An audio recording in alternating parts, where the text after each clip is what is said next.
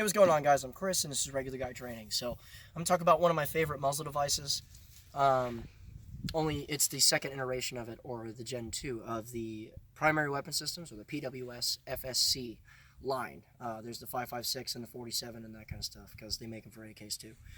And we're gonna do a little bit of a comparison / review on this particular muzzle device. Now, I'm not gonna say Battle Comp 9,000 times because it's irrelevant. Now, here's the thing. The PWS FSC is a hybrid muzzle device. It's a muzzle brake / flash suppressor. Now, on this particular generation, you're looking at what is very clearly the brake part, and how it's cut actually disturbs the flashy part, and then you have the flash depressing cuts up front.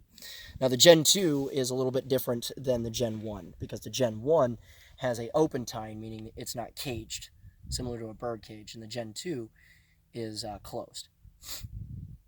Now, here's the thing on this.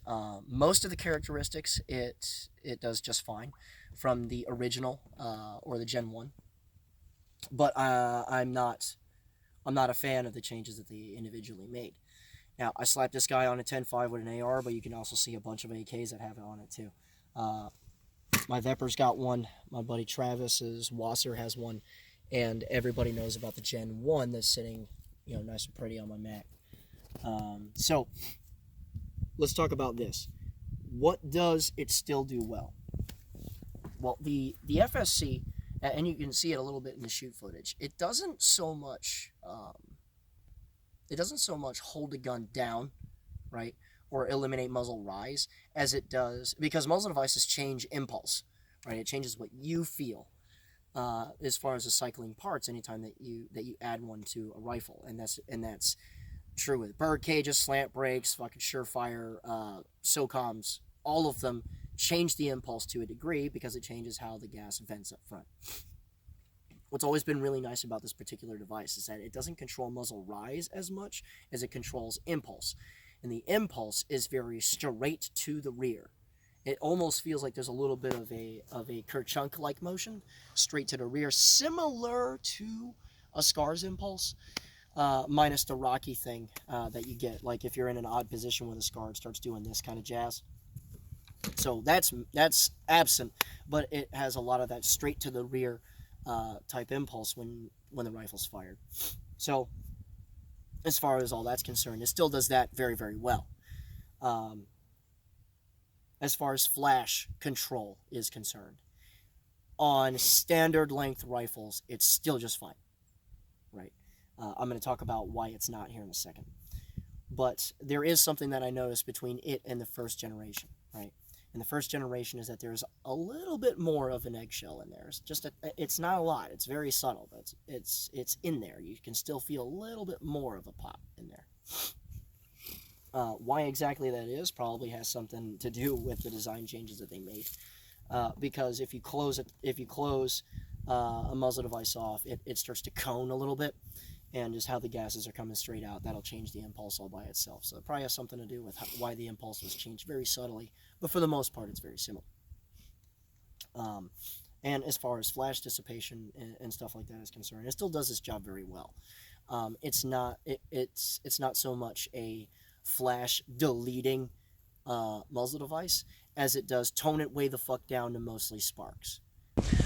So I'm out here in the dark. All we're going to really get to here is a little bit of a comparison between basically between minus a muzzle device with a standard 74 style brake on a 30 caliber AK, and then we're going to show its effectiveness in handling flash and whatnot on a 10.5, which is exactly what this is. So let's go ahead and get to it. All right, so the first thing that we're going to look at here is the 30 caliber AK side of the house. What we're looking at right now is a Chinese Mac 90 minus a muzzle device entirely.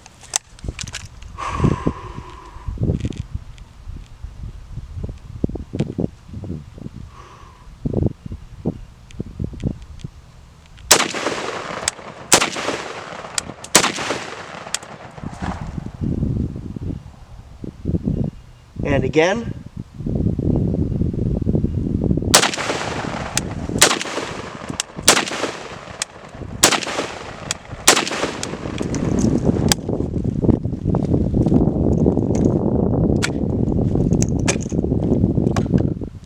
Now we're going to get into my Sam 7, which has a 74 style brake up front.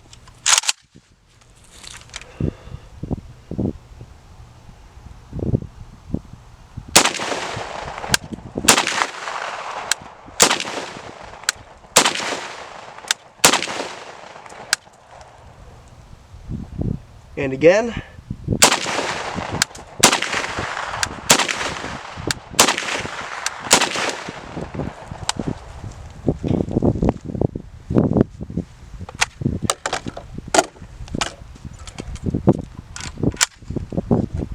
Now we're going to look at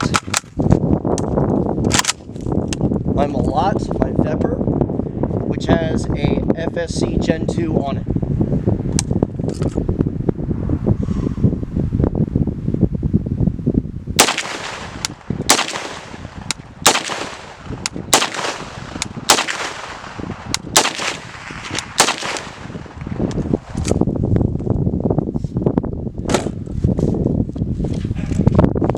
Now, the main reason why I brought that up is because the 30 caliber AKs tend to have quite a bit of flash on them, and as you can see, the 74 brake does pretty well, but the FSC just does better.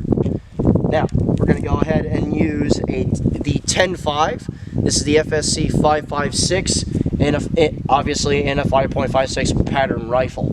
This is in a 10.5 configuration.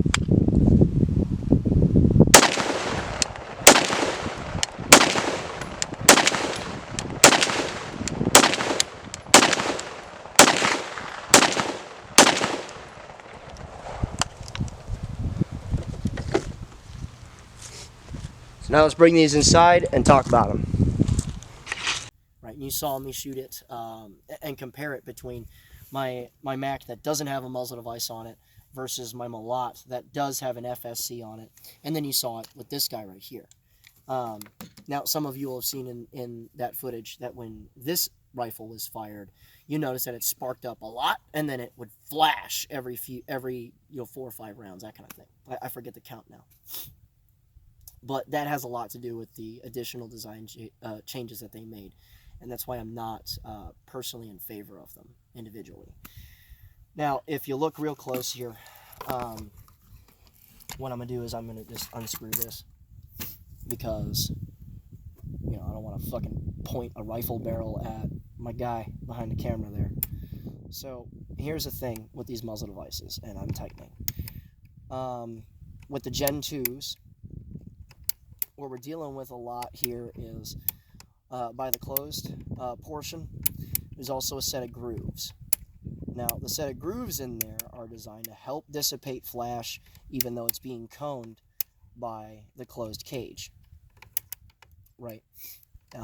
And the problem with that is that while it does help with how the cage is designed, it doesn't help with, for instance, a shorter rifle of any kind, or pistol, or whatever you want to call it at this point.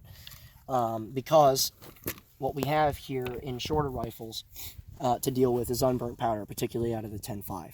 And this guy's got the same grooves in it. But if we look real close, you can actually see sets of grooves, like little cuts, circular cuts, that run pretty far back into the prongs that are back here. And you can see that it runs fairly deep in there. Now, the thing with that, can you see this well? Okay. So as far as lighting and that kind of stuff, we're just trying to get it worked out. But as far as focus. All right. So you can see that these little grooves are in here, right? And they actually run fairly far down into the prongs themselves. Now, the problem with this is that when we're talking about shorter barreled rifles and that kind of stuff, barrels that are shorter than what the cartridge was designed for, right? Like, for instance, in this pattern rifle, like a 223 caliber rifle, this is out of a 10.5, right? So almost half the barrel length is missing for what it's designed for. Now, in 14.5s, they flash up a little bit, and this does just fine with it. There's not a whole lot of unburnt powder that can get into this and flash up and that kind of stuff, and I've seen it for myself. It doesn't do that. It doesn't suddenly, wow, and just flash really loud. But the problem is that you get a lot of unburnt powder in the shorter guns, right? And what that does is that it collects in these little grooves. And when it collects, 3, 4, 5 rounds in, the outgoing gases on, that fourth or fifth round or sixth round will light that unburnt powder, and it flashes up really bright after that. That is quite a bit different from the Gen 1. And this guy's pinned into place, so I kind of can't. But you can see up in here, those grooves straight up don't exist. Okay.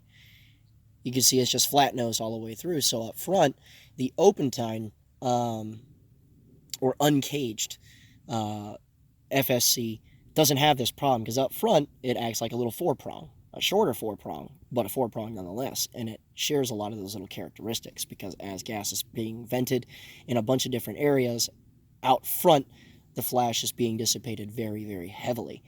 So while it certainly isn't, like an AAC or something like that, where there's just no flash at all, it's you're getting sparks instead of, oh, that's a rifle report over there. I can see it. There's a signature that I can see, So the Gen 1, my opinion, was probably the best all-around muzzle device, because that impulse was smooth and straight to the rear.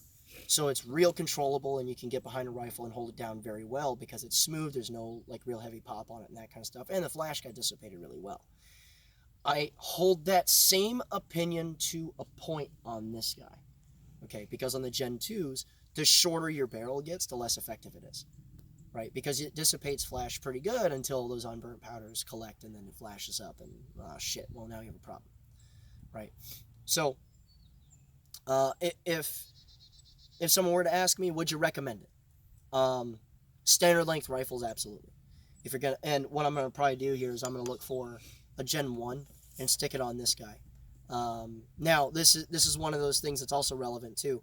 This is not a suppressor compatible muzzle device, which kind of sucks. So for those of you that are not gonna, throw a suppressor on your rifle and that kind of stuff, or not even thinking about it because you don't want to fuck about with the NFA and all that, I believe this is it for you, because it's got a pretty good blend of everything that somebody would want. Rifle's real smooth, recoil impulse straight to the rear, like I said, and it handles flash really well.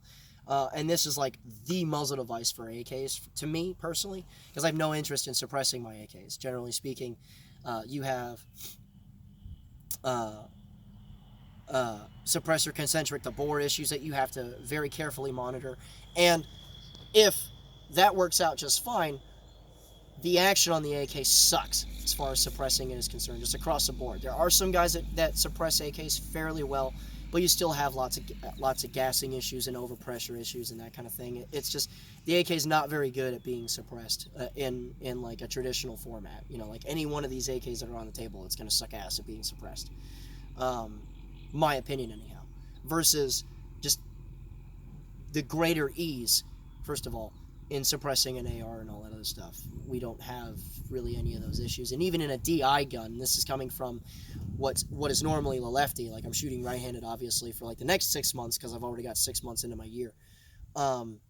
Even still, running DI guns suppressed lefty was never an issue for me personally. But I notice it on AKs far more. So I'm not interested in suppressing my AKs at all. So for me, this is like the muzzle device for that rifle. And even on guns that are more rough around the edges, like the Wasser that's sitting here, it helps out quite a bit. It helps keep things straight to the rear so that you can just bear down behind it and deal with that muzzle rise and all that stuff. So it is what it is. So you guys saw the comparison in AKs at night and that kind of stuff. 30 caliber AKs, one of the big reasons why I brought them out is, number one, I believe it's like the muzzle device for AKs, because 30 caliber AKs do have flash problems. They do, right?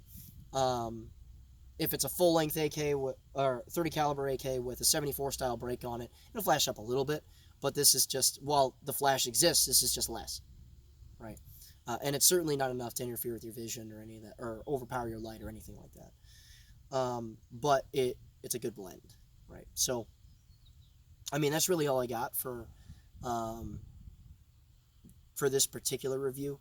I like them, I do. But if I can find a Gen 1, I'll get it over the Gen 2. And that's just my opinion on the matter. So, hope you guys enjoyed the video. I hope you guys get ready to come out to classes and that kind of stuff soon. We have our marathon series that I did a video on explaining And if you go on the website, you can check it out. That's coming up this coming month. And we're going other places. Like, for instance, the AK class in March has been sold out for a long time. But we're still doing, we're still going to do a Pistol 1 and 2 class in late March. That still has slots open. And so does virtually everything else. So, if you want to come out and take training from us, you absolutely can. If you're a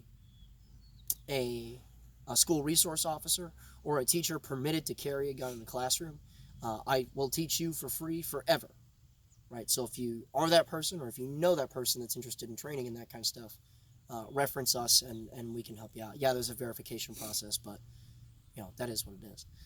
And of course, if you want to go ahead and support us through like Patreon and that kind of stuff, yes, I'm aware of Patreon and their issues. I'm still waiting on a solid alternative that's properly vetted that I can go to as an alternative. But if you want to support us through there, we use a lot of that money for the soldier training program, where we bring guys out, teach them for free. That's flight ammo. We provide gear if they need it, all that stuff. And if you want to come out and train with us for fairly cheap, each of our 2-day classes is $250.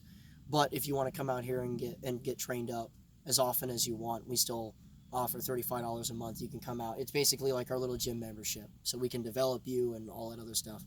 So if you pay $35 a month to us through the Patreon site for now, and obviously we'll open up the alternative when it's properly vetted and it's been shown that it works well and no security issues, we'll go probably a Jordan Peterson's thing, but that's yet to be determined.